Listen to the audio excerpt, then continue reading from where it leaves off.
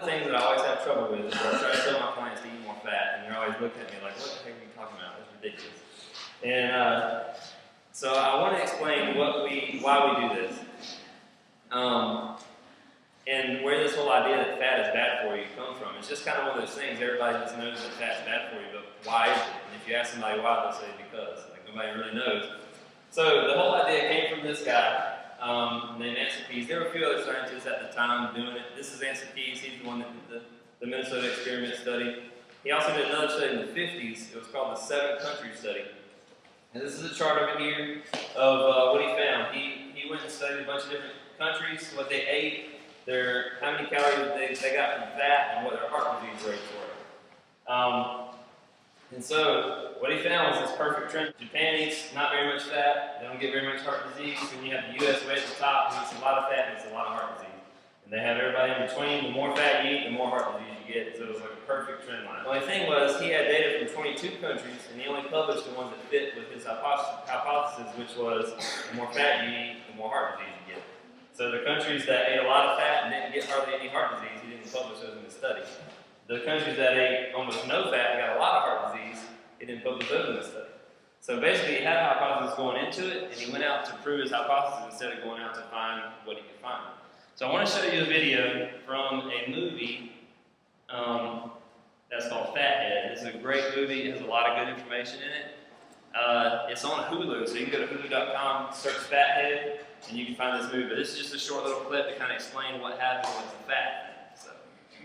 If you could pack all of human history into 1 year, we've only been farming and eating grain since about yesterday, which is when we became shorter and fatter. We only started consuming processed vegetable oils about 10 minutes ago, which is when heart disease became our #1 killer.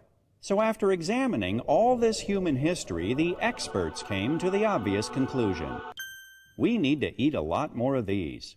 And so they convinced us that human health depends on foods we didn't eat for more than 99% of our entire existence. How did this happen?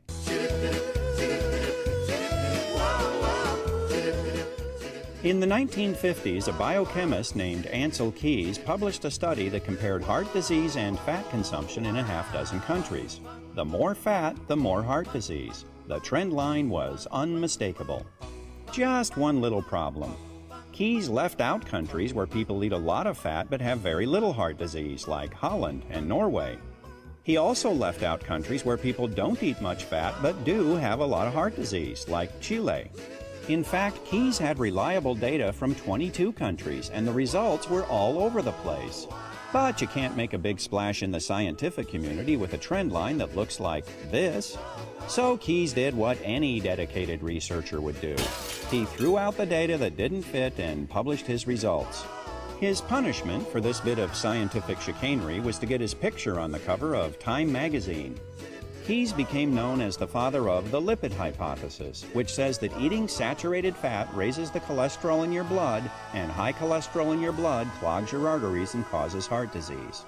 The hypothesis that when you eat high fat, that produces high cholesterol, and the cholesterol produces heart disease, is wrong in every one of those links. This whole idea that dietary fat causes cholesterol problems is sort of a myth. The whole idea that cholesterol problems lead to heart disease is a myth. The theory is completely and totally wrong.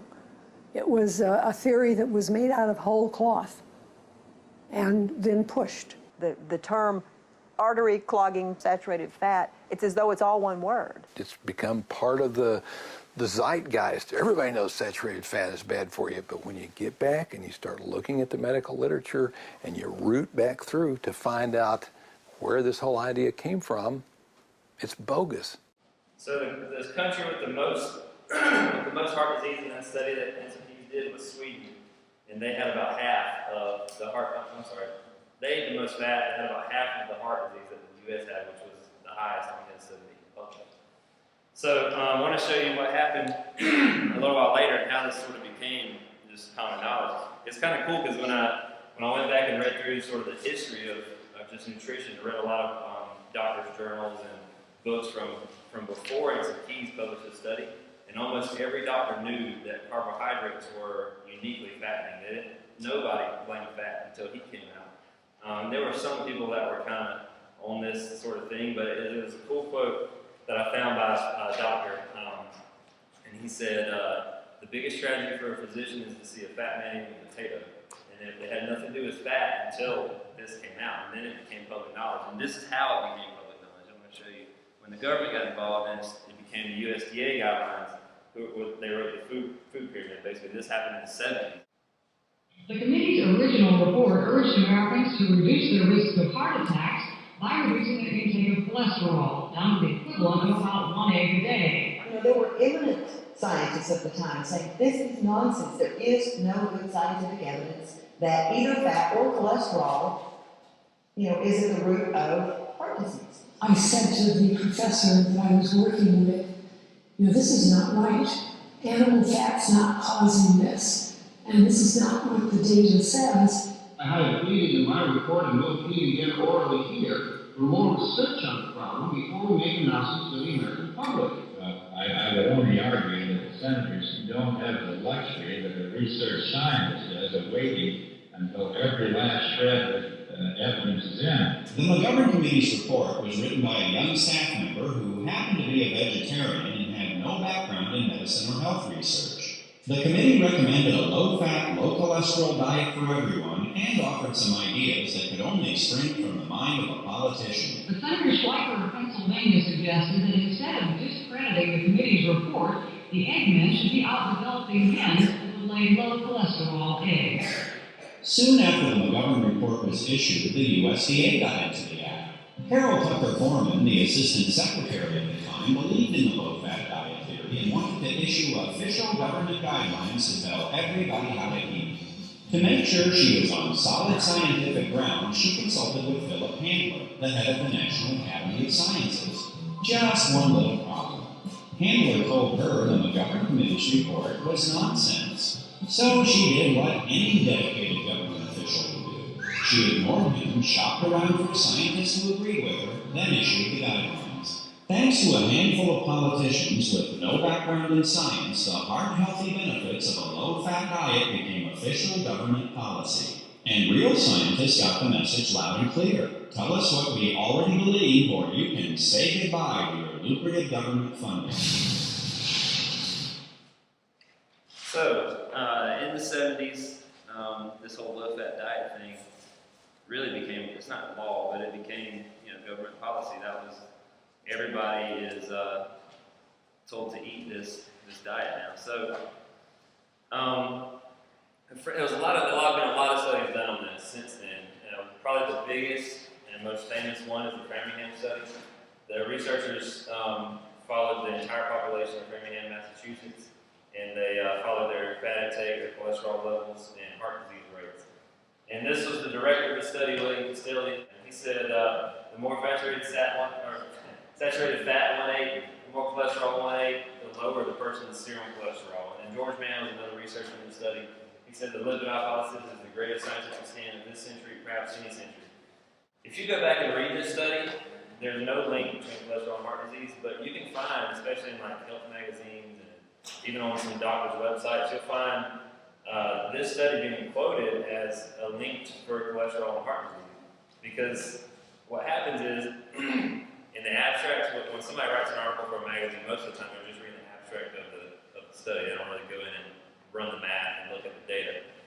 So the people in the abstract sometimes will say, we found, this is what we found. We found that cholesterol leads to heart disease. Or they'll say, the numbers don't really look like it, but we still think that cholesterol leads to heart disease. So a lot of times what happens is that stuff gets spread through like health magazines and books and stuff like that. And it doesn't really reflect what actually happened in the data. These are the people that actually ran the study, and that's what they found.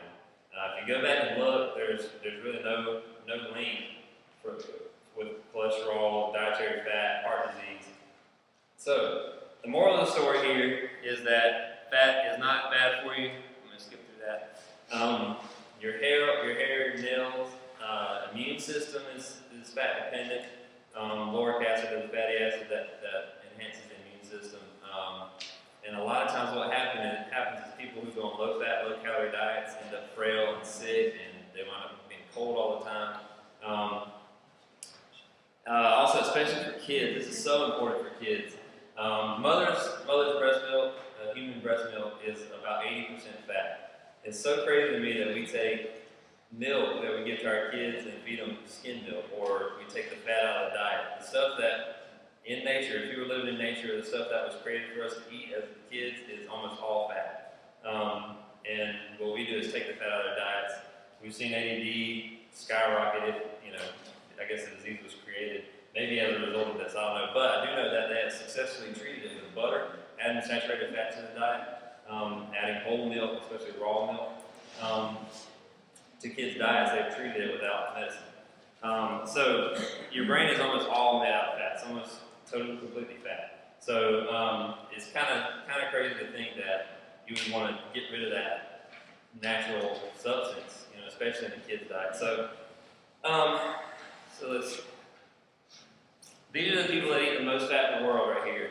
There are a few tribes that are still hunter-gatherer tribes. These guys are herders, but they eat nothing but meat. That's their whole diet is meat. They're herd cows. They eat blood. They drink blood from the cows. They drink the milk raw from the cows, and they eat the cows. That's it. They don't eat anything else. They don't have any heart disease. They don't have any diabetes. They don't have any obesity. You can see they're really athletic. One of the rules in their tribe is to become a man. You have to jump your own body height. So if you're 6 feet tall, they put a bar at 6 feet. You have to jump over it. That's how you become a man. These guys, they're also the Inuit in Alaska. You can imagine that there's not a whole lot of vegetation around for 6 months in the winter. They eat nothing but seal blubber for 6 months. They also don't have heart disease, diabetes, obesity, none of the problems that we have. We call diseases of civilization. They don't have these things because they live the natural lifestyle. They eat foods that are around them in nature.